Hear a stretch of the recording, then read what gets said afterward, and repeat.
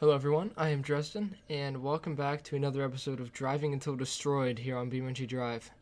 So this is episode 10 of Driving Until Destroyed, and I do want to say, in the next episode, if I do end up mentioning episode 10 at all, anything I mention about it is going to be wrong, because this is a re-record, because I got through 5 vehicles in episode 10, last time I recorded it, and then decided that that's not a good idea, and I should not go through that many vehicles, because it'll mess up everything.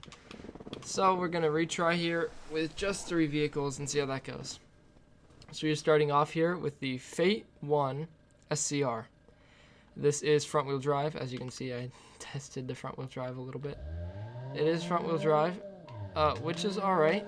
However, bad thing, there's jumps. This is a front engine, front wheel drive little hatchback, and if we hit any of the jumps rough, then the front axles are going to break, and that would not be a good thing for this, because, you know, it kind of needs to survive. So I'm not expecting it to get super far, but I guess we'll wait and see how far it gets. So off the first jump, alright, not terrible. It's pulling to the right. No, it's not. Is it? Probably a little bit. I can't really tell too much. Yeah, it's pulling to the right for sure. Alright, and off another jump. Oh, we're upside down. Roll back over. Yeah. Right back over. Look at that. That front rim is not balanced anymore. That's probably not a good thing. Off little bumps. Not doing too much to the car. They're just little bumps. So, I was not expecting it to do too much to the car. Maybe a little bit of frame bending if it's that weak. Otherwise, just little bumps. It is in an automatic transmission, but the transmission is not enjoying it too much, it looks like. Which I guess is alright. Off this jump. That's the big jump. And we are alright. Yes, we are. To carry on.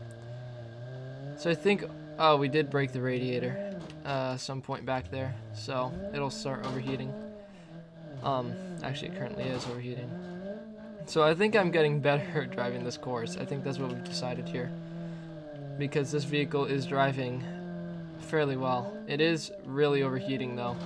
Piston rings are damaged, coolant is overheating. Once the torque is reduced, it won't go as fast.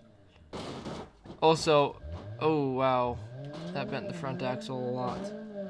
For this episode, I'm implementing the rule: if it can't clear 20 miles an hour, it is counted out, completely out.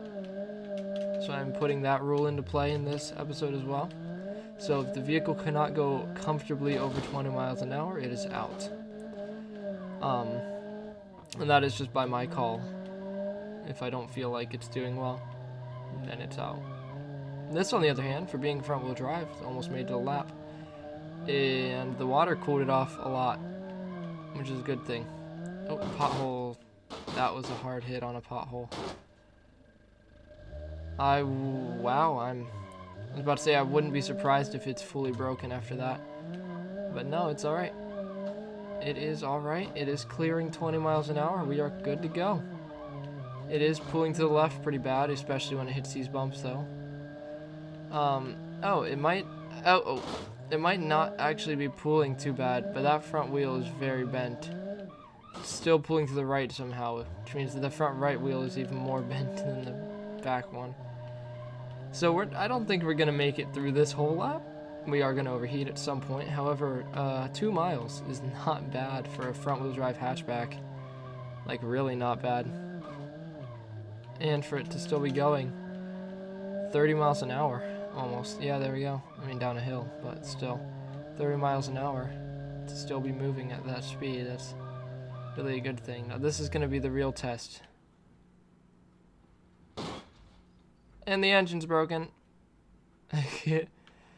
So, made it 2.2 miles. That is really not bad. It did overheat, though, which is no good, but for a front-wheel drive car, really not bad.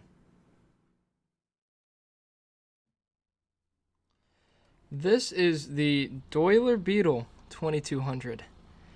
It's a older looking car. It is a mod, of course. This is not in the stock game, however, it is in the repository, so it kind of counts. I just hit my desk, sorry if you heard that. The hood is not fastened down. That is very bouncy.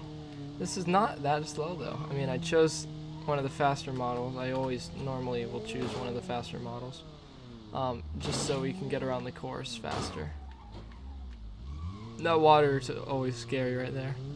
Also, I just went back and watched one of my older episodes on this from a year and a half ago, and the course looks so different. Like, if you have been sticking with this series since I started making it, the course looks so different than it used to.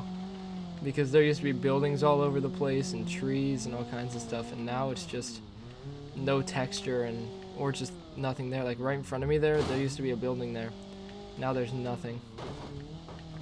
So this vehicle, for being an older vehicle, it makes sense how it's crumbling so easily, I guess. I don't know. I don't know if older vehicles would crumble easier or not. I feel like they would. Like, the roof is buckling fairly easily and stuff. However, since it's fast, we are actually making some good distance here, which is a good thing. On to the big jump. Still don't have a name for it yet. If we want to name the location. Oh, beautiful. Beautiful. These can get you too. Yep. That got the undercarriage fairly good. Still alright though. For the most part. Gone 1 mile. Good, good. We are making good pace around the course. Uh-oh. Oh! Big hit on the front left.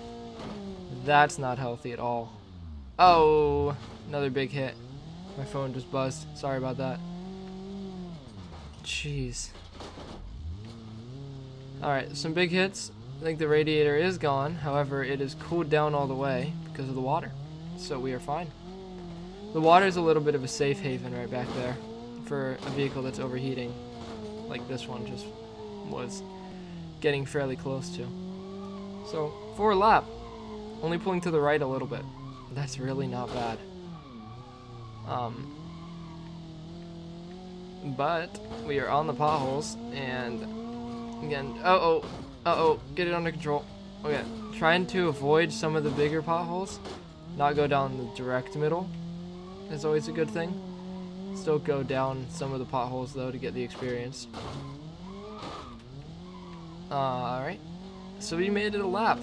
We're still going, which is impressive. That rear right wheel is actually, wow. This is a little beat up. That rear right wheel is at a weird angle. At least it looks like it is. Actually, I think the rear left corner is just sagging down. I feel like the whole left side of the vehicle is lower than the right side, which means there's probably some sort of suspension collapse or failure in there somewhere. On to the first jump of the second lap, and that's horrible. Oh. And node grabber, flip it back over before the, nope, didn't manage. Oops. So he's still getting used to the node grabber thing. Engine is starved with oil, the performance will be a little less and less. No, it's done. The frame is too bent, it's buckled. Now, it could be stuck on the door. I will try to take the door out. Is it still gonna move? Oh, hey. It was just stuck on the door. Good, good. Glad I thought of that. I'm sure someone would have mentioned that in the comments section. If they're actually watching, which we'll see. Something is going on weird with the glass in the front. If you look at it from this camera angle, the glass in the front looks like some weird coil that is strung out. That's strange. You know, for this vehicle being what this vehicle is, I did not really expect it to get this far. I am impressed though. It is actually making some good distance. Better distance than I thought. On to the third jump of this lap. This is the biggest jump, of course. And nose first, exhaust damage, it's louder. That's all the exhaust damage does. From what I know, anyway. It basically just makes it louder. You could probably hear that. Louder, more engine sound and less muffled. That's really all that it does. Oh, another big hit. And take the jump nicely.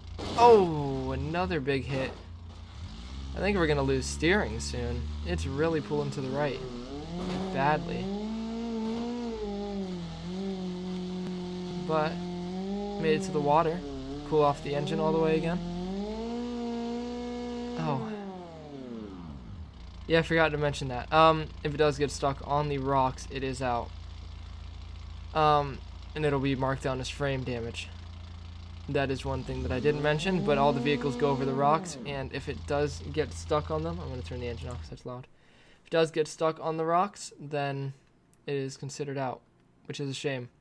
But that is a rule, and we have to go with it.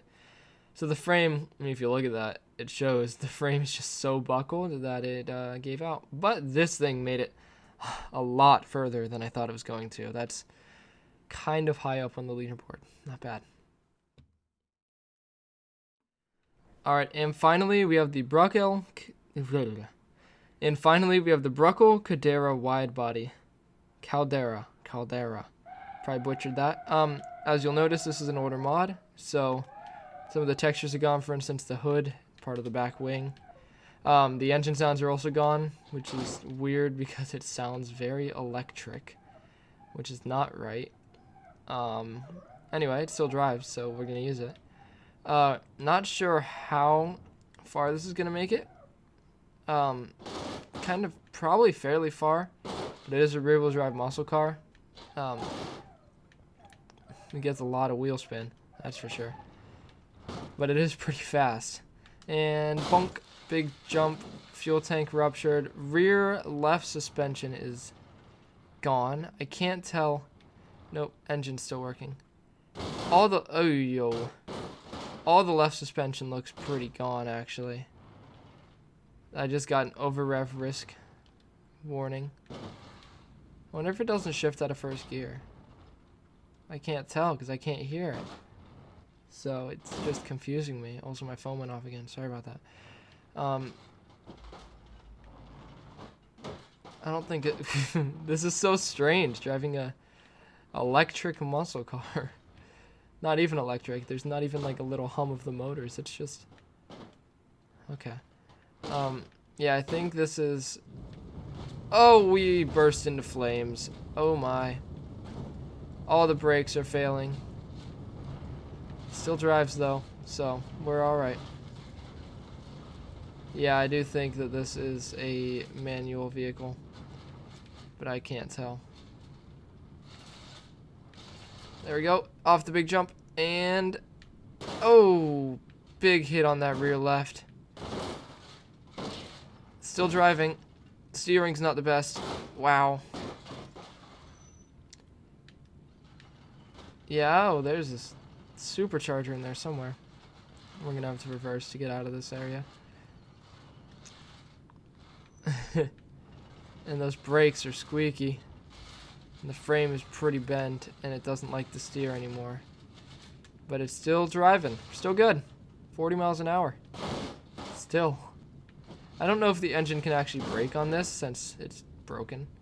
Oh! Might not matter though. Front left wheel is gone. Which means steering failure? That's probably what that means. We can try to get further. No, we're stuck. Well, technically it's the frame, but it's also steering failure that got the best of it. Alright, now on to the leaderboard. So, going for the cars that were in this episode.